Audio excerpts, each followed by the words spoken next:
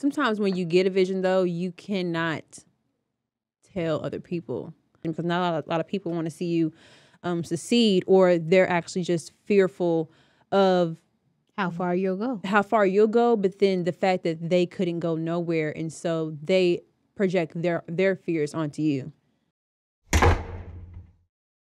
You know what I'm saying? Okay, I don't know if I've actually asked this question or not, but or if you answered it. But my next one is, how did you create the Polished Lady? How did I create the Polished Lady? Okay, so I guess what was the process of coming up with it? Becoming the Polished Lady? Or are you asking my journalism, how I got into it? I guess so. Okay, I got you. I worked when I came back home, like I told y'all, I went to Ivy Tech, and I was like, ooh, I had a homegirl back at ISU. She was talking about her internship at the radio station. At the time, it was called Hot 96.3. Right now, I think it's called 100.9. A Hot 100.9. Yeah. 96.3 is gone? Yeah, it's gone, baby. You're lying. I don't even listen to the radio no more, but that's crazy. I know. I know. I did not know that. So I worked for the radio station. Well, before that, when I came back home, I'm like, okay, my homegirl from Vegas, she's about to have an internship. I might as well get on too. And she never ended up interning. I don't know why. But I called one of the personalities, Karen Vaughn, out at the Circle City Classic game. And I'm like, hey, my name is Keela McKee. I really want to be on the radio. I want to work for the radio. I just went up to her, and it's just, I don't know, something in me believes let me tell you what I'm going to do. Right.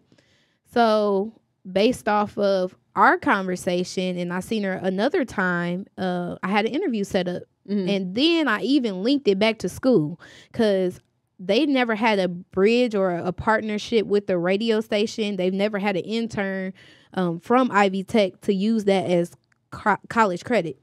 For their for your end of the year project before you graduate. And so I was able to bridge that gap as well. So from the time I started working at Radio 1, which is in 2015, I started seeing B Swift, and I got to be around Karen Vaughns, the Jerry Wades, and just seeing how one ad or one commercial drop could really impact somebody's life by just hearing about the resources or an event that was coming up. And you could see the light in people's eye, or you could hear it. You can hear it, first off. If you're a caller, you can hear it, and they're screaming, they're shouting, they telling their friend, I just got tickets. And I was like, I want to do that. I remember WTOC was about to have their 50th anniversary, and I go into our general manager's office, and I'm like, hey, I've been working here for 5 years now, because they hired me on after I was an intern. Peep that. They hired me on after I was an intern, and I had been working there for 5 years, and I'm like, you know what? I think I deserve to host the women's panel for WTOC. He said, first off, who follows you and who will show up for you? And in that moment, was I defeated? No. I wasn't defeated, because I think about great ones. I think about great ones like Dr. Martin Luther King. Use him for example. He laid a path where nobody else seen his vision, but his vision definitely did come true, even though he wasn't here to see it. So I think they told Martin Luther King no. He got a holiday. That's the type of mindset. I've tricked my brain into thinking oh, that person told me no, but they can't see the vision. That's okay. I'm going to help them see it down the line. Yeah. So after he told me that, I went home that same night and recorded my first YouTube video on my iPhone. Probably was a 6 at the time. I don't know. Yes. Lord. Yeah, it's good. Help us is right. And I was like, hey everybody, it's your girl, the Polished Lady. I am charging $25 for an interview. And you wouldn't believe how many people backlashed me on social media about charging $25, because they was like, why would we pay you when we can get on social media for free? I was like, absolutely, you can post on social media for free. You can get on there and do whatever. But are you? Ooh, but are you? Now she hit him with the are you though. And then it's also think about my network. I've been building my network. I'm an Indianapolis native. I was a CLD alum, Harvest Girls International, Delta Gyms, North Central, Washington Township. Like, think of all the relationships I've curated over the years. And I'm like, there's no way. There's no way you can do what I do. Because I have people in my network that watch me grown up. We've grown up together. And now they're in positions and power placement. Like, I'm like, okay, show me your marketing. And even though you have the tools in front of you, everybody has social media. Like, it's a tool. I use it better than you. She over here saying a word. I ain't gonna hold you. She's saying a word. She said what she said. She say it again. Period. Okay. Free game. Free game. Polished lady.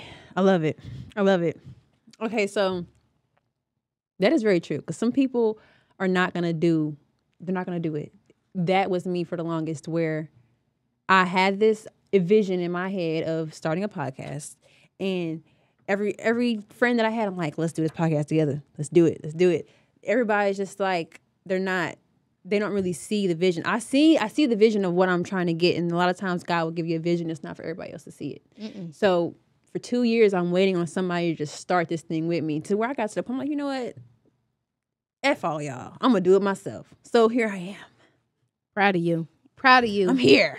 Okay. And doing it. And I was watching your podcast when I think you were just at home.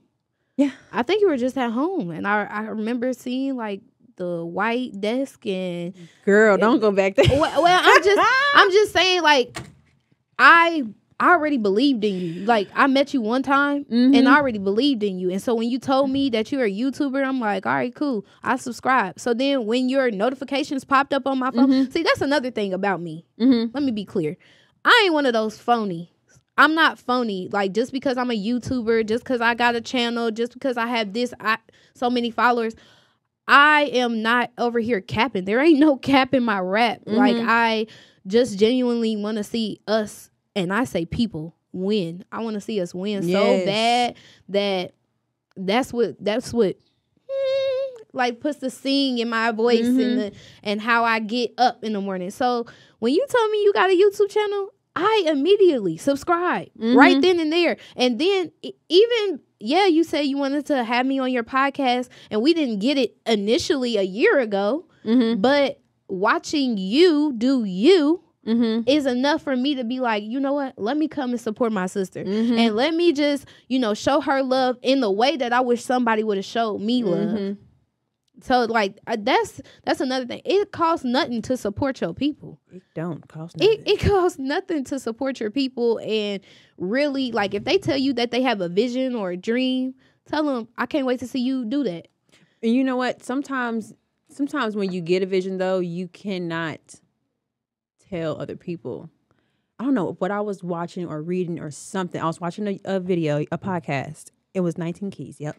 And he had Nuri Muhammad on there. I don't know if that's his name. He's right? from here. Yeah. But he said a lot of times you cannot tell people your vision, because then they will shoot it down. And then when they shoot that down, what that does to you in your mind is it makes you believe that that vision that you have that was given to you won't work because of all these different obstacles. And I'm just like, that is so true, because for the longest, before a few years ago, I would always be like, I'm going to start this. I'm going to start this. Like, I've tried to do a hair business, a nail business, went to school for aesthetics, eyebrows, like all kinds of stuff, like starting all these different businesses, press on nail business.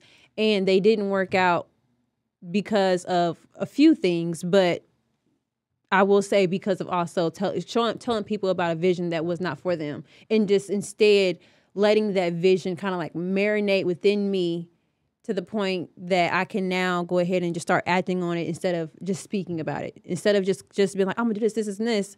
Let's actually go and do this, and you know what I mean? Like, let's actually do it instead of just talking about it or telling somebody about this vision, because not a lot of people want to see you succeed, or they're actually just fearful of how far you'll go. But then the fact that they couldn't go nowhere, and so they project their fears onto you. You know what I mean? And that's one thing that I have to say. Like, my brother, Pluto, like, man, he always says, like, sis, you don't listen to nobody. Like, and I'm like, I don't know if that's a good or a bad thing. He was like, it's just like, once you got a leeway or something you want to do, you just go for it. And it's like no shade to nobody. When I say I didn't believe in the whole little delusional trend. Yeah. But now I'm like, oh, well, I am super delusional. I'm super delusional because even if my situation is this today, that's not how I'm going to live my life down the way. You know what I'm saying? Like, there's no way. Like, I can be real with y'all. Before I got to the podcast, my car broke down. But did I know that we had this appointment set up? Yes. Did I show up on time? Did I bring Starbucks? I sure did. And she sure did. And am I giving the same energy I would have gave if my car was still outside parked? Yes. And that's because I respect others' time, their vision, their passions, and I know how hard it is sometimes to show up, to just be. That is hard for people. And then the weight of the world on your shoulders, especially when you have people who can't see themselves going further, but they'll try to keep you back. Yeah. They'll try to keep you backwards. And you start to like have that little ring in your ear, like, what if what they were saying was true? What if what if all those obstacles that they're talking about? I mean, that is true. Life be happening, life be life, and then you create all these stories and scenarios in your head. I didn't realize how big the word gaslight is really important to me because I've always gaslit situations, good or bad. So when people used to tell me, "Oh, well, you're a mom now, so you need to be at home with your baby." I remember when Waleed was born, he was a C-section baby, NICU. He was in the NICU for 6 days after he was born. He was, and that was also the week of finals for me to walk next week. You know what I'm saying? So I live in adversity. Like, I'm not scared of it. I know it's coming. Right. But how am I going to maneuver myself to be a champion? Because I'm a winner. I'm gonna win. Just like Coach Prime say, we gonna win. So I believe I'm gonna win, and that's with you or without you. And the best thing that I could have ever done for my son and for me and my sanity is to be the polished lady. I prayed over my son when he was in the NICU, and they were telling me he wasn't feeding enough ounces of milk and everything. I never had a kid. I didn't babysit none of my little cousins. So this is my first experience as raising a human from start, like scratch. From like, it was crazy. It was crazy, but I prayed over him and I said, I promise you, mommy will never stop being the polished lady because that's the best way that I know how to be 100% your mother. I hear so many parents say, well, I have a child on the way, so I'm going to halt and stop my dreams. How does that work? Because that's like a part of you dying. And that's it's a disservice to you, but there's also a disservice to your child because you want to show your child that, and I don't have no kids, but I swear if I have a child, like, I know what to do. That tells your child that when anything comes up in their life, is what they're teaching them, that to give up, let it go. You know what I mean? And so that is like such a disservice to do something like that. So for you to keep going and to be like, no, this is what it needs to be, it's very free-mindish of you. Thank you. No, for real. Had to. And even like, I love this age that Waleed's in. It's complex. The Polished Prince is 6. So when I'm at home on the weekend, he's like, Mom, why you not out working? So he gets the grind. He understands because he's so accustomed to be with his grandma, his grandpa, and he's like, Mom, why you not at work? Why you not interviewing somebody, being the polished lady? So now he's holding me accountable, and I've even like intertwined him into my lifestyle because at first, when people start to know you, like they know of me, and because they'll see him out and they'll be like, the Polished Prince. They'll be freaking out, and he'll be like, who is that, Mom?